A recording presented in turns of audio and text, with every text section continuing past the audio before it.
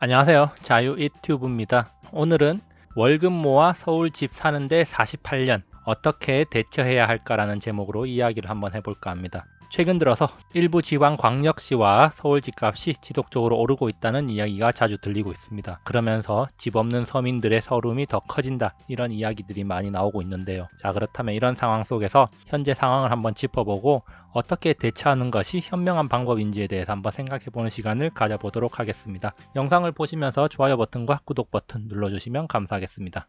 집 사기 어려운 것은 누구나 다 마찬가지다. 저소득층이나 중산층이나 시기를 막론하고 집값은 항상 높았습니다. 70년대, 80년대, 90년대의 과거 뉴스 기사를 검색해봐도 집 사는 데는 오랜 시간이 걸린다, 이런 이야기들이 많았습니다. 자, 그래서 최근 뉴스 기사 몇 가지만 가져와 봤는데요. 자, 2015년 7월에 취직 후 내 집 마련까지 39년, 집 사려고 사는 인생 살기 싫어요 하면서 집 사는 것을 포기하는 사람들도 있다, 이런 이야기였고요. 자, 중산층 13년 연봉을 몽땅 모아도 서울에서 집을 못 산다는 이야기, 강남 아파트를 구입하려면 66년 이상 걸린다는 이야기가 2018년 12월에도 있었습니다. 그리고 서울 평균 집값 7억, 내 집 마련 월급 안 쓰고 다 모아도 11년이나 걸린다, 이런 이야기가 2018년 5월에 있었는데요. 지금 서울 집값 평균 가격은 8억 이상으로 올라갔다는 사실 우리가 기억할 필요가 있습니다. 뉴스 기사로 최근에 나온 건데요. 2019년 10월입니다. 저소득층 집 사는데 48년이나 걸린다, 그러면서 저는 현실을 바라보자라는 제목으로 이야기를 한번 해볼까 합니다. 월급을 다 모아서 집을 사는 데는 48년이나 걸린다. 중요한 것은 그 기간이 더 늘어나고 있다는 겁니다. 자, 2년 전보다 15.6년이나 늘어났다. 소득이 못 따라가고 있다. 자, 이것이 바로 현실입니다. 자, 그래서 우리는 이 점에 주목할 필요가 있는데요. 앞서 살펴봤던 것처럼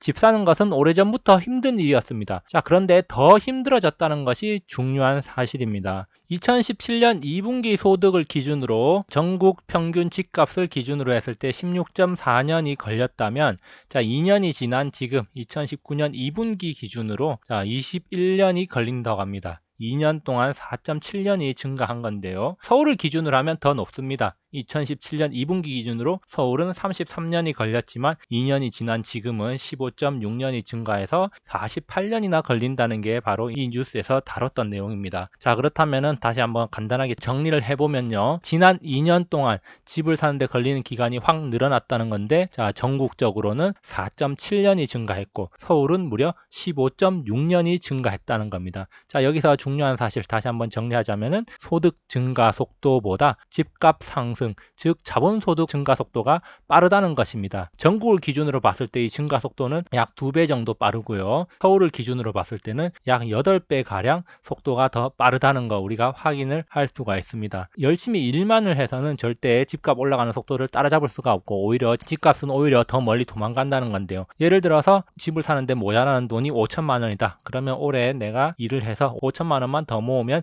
집을 살 수 있겠구나라고 열심히 일을 했는데 5천만 원 모으고 나니까 집값 차이는 1억으로 벌어졌다. 자, 이런 이야기가 되는 겁니다. 그렇기 때문에 우리는 이 자본소득의 증가 속도를 어떻게 대응을 할 것인가, 여기에 좀 더 초점을 맞출 필요가 있습니다. 자, 그래서 저소득층이 결국에는 집 사는 것이 더 어려워졌다는데, 자, 그렇다면 여기서 한 가지 궁금점이 생길 수가 있습니다. 근로소득 증가율보다 지금 자본소득 증가율이 훨씬 높다고 하는데, 그럼 실제로 증가 속도가 어느 정도인지, 증가율은 얼마인지를 한번 확인해 볼 필요가 있겠습니다. 자, 그래서 지난 2년 동안 소득 증가 폭이 어느 정도일지 한번 확인을 한번 해보면요.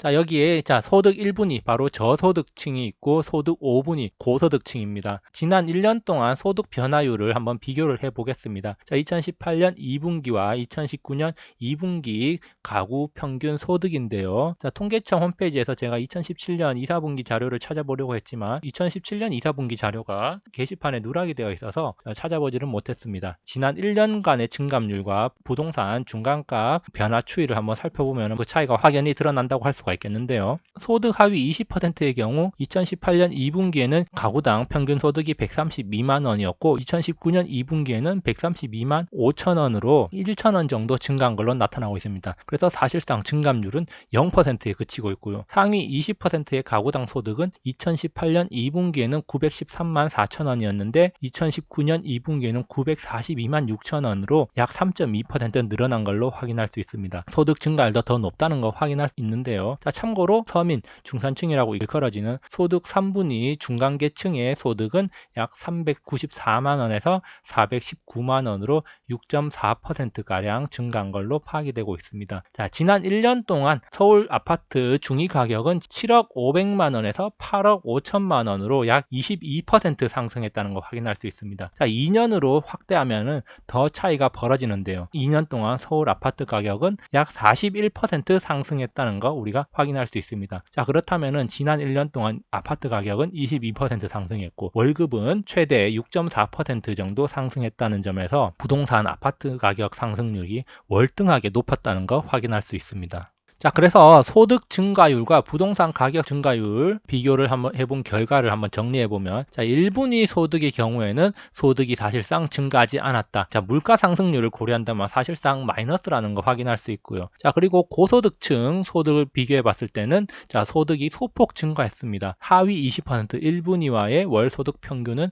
800만원 이상 차이 났다는 점 우리가 또 한번 눈여겨볼 필요가 있습니다. 결국에는 잘 사는 사람들은 그나마 소득이 어느 정도 증가를 했는데, 자, 못 사는 사람들은 소득이 전혀 증가하지 않았고 물가 상승률을 고려하면 마이너스였다는 겁니다. 자, 그러면서 부동산 가격 상승률은 지난 2년 동안 약 41%가량 상승을 했고요. 자, 지난 1년 동안으로 친다면 약 22% 상승을 한 것입니다. 그래서 결론을 한번 내보면요. 근로소득 상승률보다 자본소득 상승률, 즉 부동산 가격 상승률이 월등히 높다는 점 우리가 확인을 할 수가 있습니다. 자, 그렇다면은 집값 올라가는 속도가 상당히 빠르다는 거 우리가 확인할 수 있는데요. 그렇다면 집이라는 것은 서민이 살 수 없는 것인가? 이렇게 빠르게 집값이 올라가니까 집을 못 사겠다고 포기하는 사람들도 늘어나고 있다는 점 우리가 앞선 뉴스 기사를 통해서도 확인해 본 바 있습니다. 그렇다면은 살 마음은 있는데 이렇게 집값이 계속 올라가니까 어떻게 해야 될지 모르겠다. 집은 정말 내가 살 수 없는 것인가 라고 생각하는 사람들도 있을 건데요. 그렇다면 우리는 여기에서 어떻게 대처를 해야 될 것인가? 자, 월급쟁이 서민, 집을 정말 못 사는 것인가 라고 이제 생각을 해볼 수가 있는데, 왜 자꾸 강남 집값 들먹이나, 제가 하는 말이 아니라 정부에서 하는 말입니다. 자, 집값 잡으라고, 강남 집값 평당 1억 넘었다고, 자, 아무리 미친 집값, 상대적 박탈감 느낀다고 네이버에 댓글 아무리 써봐야 소용없습니다. 자, 어차피 강남은 서민들의 주거지가 아닙니다. 뭐 뉴스 기사에 나오는 대부분의 집값 상승 이야기는 강남 이야기인데요. 그걸 보고 미친 집값, 상대적 박탈감, 집값 빨리 잡아라 사람들이 소리치지만 아무도 행동하지 않습니다. 왜? 강남은 서민들의 주거지가 아니기 때문입니다. 과거 우리나라 경제정책을 주도했던 장하성 중국 대사의 말, 내가 강남 살지만 모두 강남 살 이유는 없다라고 이야기를 했죠. 왜 모두 강남 집값 가지고 이야기하느냐, 모두 강남 살 필요는 없다라고 이야기를 한 거고요. 자, 김현미 국토부 장관도 강남이 좋습니까? 강남 아니라도 주거 만족도가 중요하다. 즉 강남 말고 살 때도 많은데, 좋은 데 많은데 왜 자꾸 강남 하느냐. 자, 강남이 기준이 아니다. 자, 이런 취지로 이야기했고, 더 좋은 곳, 주거 만족도가 높은 곳, 이런 곳을 만들어서 사람들이 그곳에 살게 하겠다. 이런 취지로 이야기를 했습니다. 자, 지방에 집값 싼 데 많으니까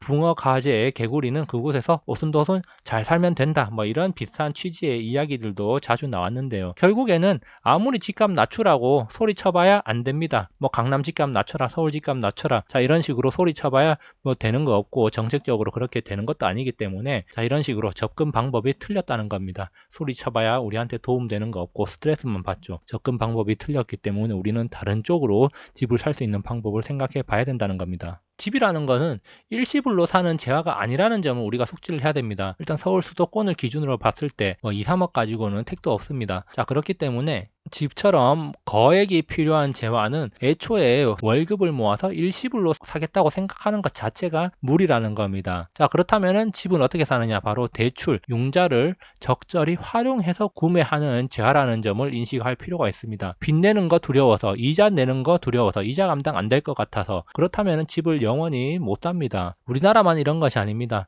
미국, 유럽, 일본 등 선진국에서도 집 살 때는 융자를 적절히 활용을 하고 그런 것들을 권하고 있는 것이죠. 자, 그래서 은행에서 어떤 상품이 나옵니까? 바로 주택담보대출, 장기대출 상품이 있는 거죠. 자, 이런 장기대출을 이용하는 게 바로 전 세계적으로 일반적인 방법입니다. 즉, 타인 자본, 은행 자본을 적절히 활용을 해서 집을 사야지, 자, 한꺼번에 돈을 모아서 내가 그러면 지금부터 20년 동안 돈 모아서 집 사겠어, 뭐 이런 식으로 접근해서는 안 된다는 것이죠. 자, 여기에서 이제 집을 사기를 좀 주저하는 사람들, 대출을 받기를 좀 주저하는 사람들이 많이 고민하는 게 과연 이 은행 이자를 내는 게 돈이 아깝다, 은행 배만 불려준다, 이런 생각을 하는 사람들도 있는데요. 자, 그렇다면 월세나 혹은 전세금 가치가 하락하는 것에 대해서 한번 생각을 해봤는가? 자, 여기에 대해서 의문을 던지지 않을 수가 없습니다. 자, 제가 주변 이야기를 들어보면 월세는 잘 내고 살면서 은행에서 대출 받아서 집을 사는 것은 또 싫어하는 사람들, 그런 사람들도 꽤 있는데요. 과연 이 월세 내는 것과 은행 이자 내는 게 어떤 차이가 있는가? 자, 무엇이 더 좋은가? 여기에 대해서 한번 곰곰이 생각해 봐야 되는 겁니다. 자, 물론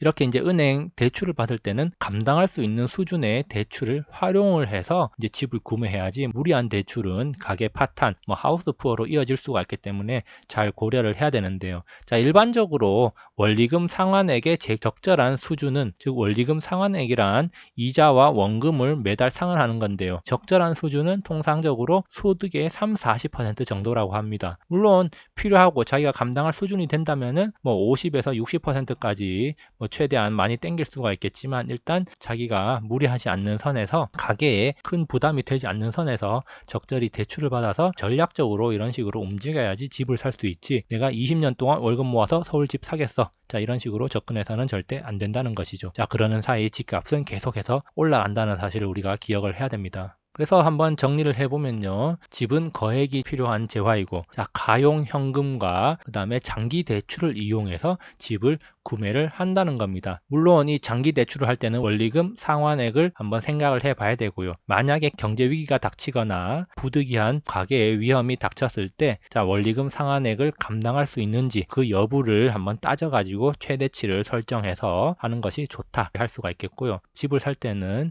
대출을 얼마나 잘 활용을 하는 게 관건이다, 자, 이렇게 볼 수가 있겠습니다. 집을 살 때는 적절한 수준의 인플레이션이 지속될 것이라는 가정을 하는 것이고요. 그리고 사실 집을 사는데 심리적으로 집값 상승, 즉 자산 가치 상승이 지속적으로 일어날 것이라는 믿음이 필요합니다. 만약에 집값이 떨어질 것 같은데라고 하면은 집을 사는데 상당히 주저하게 된다는 것, 또 하나의 투자의 측면에서 바라본다면 심리적인 측면이 매우 크기 때문에 이런 것들을 고려할 수밖에 없는 거죠. 즉, 집을 사는 데 있어서는 자산 가치 하락에 따른 두려움이 존재할 수밖에 없는데요. 안정적인 주거지 필요 욕구와 비교했을 때 어느 것이 나에게 만족이 더 클 것인가, 어느 것을 과연 회피할 것인가, 여기에 대한 결정을 신중하게 해야 됩니다. 장기 대출을 받는다는 것 자체가 어떻게 보면은 리스크를 안고 가는 거라고 할 수가 있기 때문에 잘 판단을 해서 하는데요. 어쨌든 집을 살 때는 장기 대출을 적절하게 잘 이용을 해야 된다, 자, 이렇게 말씀드리는 바입니다. 그렇다면은 지금까지 쭉 한번 살펴봤는데요. 집을 사는 것,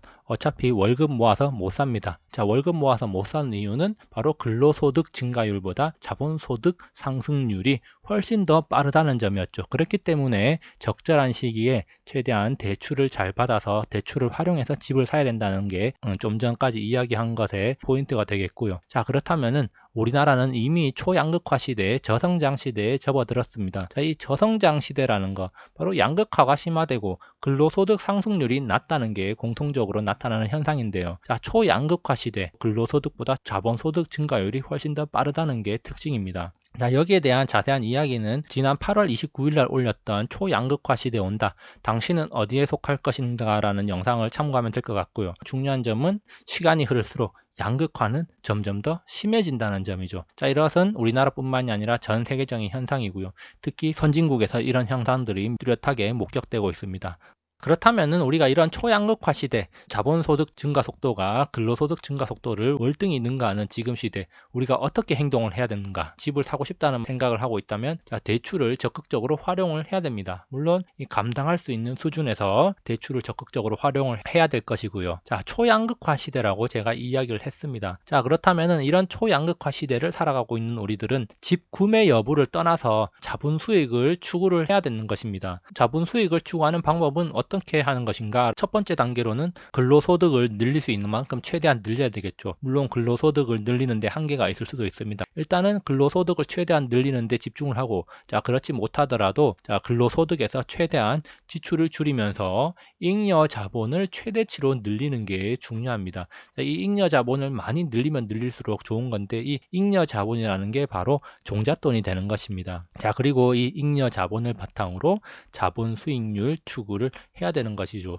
즉 투자 활동을 통해서 자산을 늘려나간다는 것입니다. 자, 만약에 우리가 아무것도 하지 않는다면은 어떤 현상이 발생할 가능성이 높은가? 아무것도 하지 않는다는 것은 그냥 근로소득만으로 만족을 한다는 겁니다. 자, 그렇지만 지금 현재 상황은 근로소득보다 자본소득 증가 속도가 훨씬 빠른 상황입니다. 따라서 이것은 계층 간의 자본 격차가 심화된다는 말이고, 즉 양극화의 심화에 따라서 근로소득만을 추구하는 사람들은 하위 계층으로 전락할 가능성이 높다는 것이죠. 물론 하위 계층으로 전락하지 않더라도 상위 계층으로 올라갈 수 있는 가능성은 사실상 거의 없다고 보면 됩니다. 상위 계층 대부분은 자본소득을 상당 부분 취하고 있기 때문에 양극화가 점점 더 심해지고 중간계층이 사라지는 것입니다.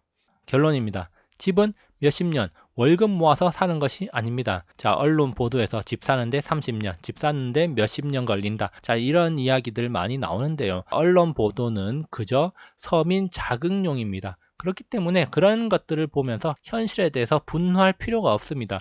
분노를 해봐야 본인만 스트레스 받는 일입니다. 자, 그렇기 때문에 우리는 어떻게 행동을 해야 되는가? 집 구매 여부를 떠나서 우리도 자본소득을 추구하면 됩니다. 자본소득을 늘릴 궁리를 하면 되는 겁니다. 근로소득 증가율은 자본소득 증가율을 지금 따라갈 수 없는 상황에 직면해 있습니다. 자, 현실을 인정하고 여기에 맞게 행동하는 것이 중요합니다. 자, 양극화는 점점 심해지고 있고, 자, 우리 사회의 트렌드로 자리 잡은 지 오래되었습니다. 그렇기 때문에 현실을 직시하고 더 나은 삶을 위해서 움직여야지 괜히 분노하면서 스트레스 받고 나락으로 떨어지지 않기 바랍니다. 우리는 항상 더 나은 삶을 지향해야지 모두가 다 같이 못 사는 사회를 지향하면 안 되는 겁니다. 오늘은 여기까지 해서 집과 근로소득, 자본소득의 관계에 대해서 한번 살펴봤고요. 지금까지 영상을 감상해 주셔서 감사합니다. 즐거운 하루 보내시기 바랍니다. 감사합니다.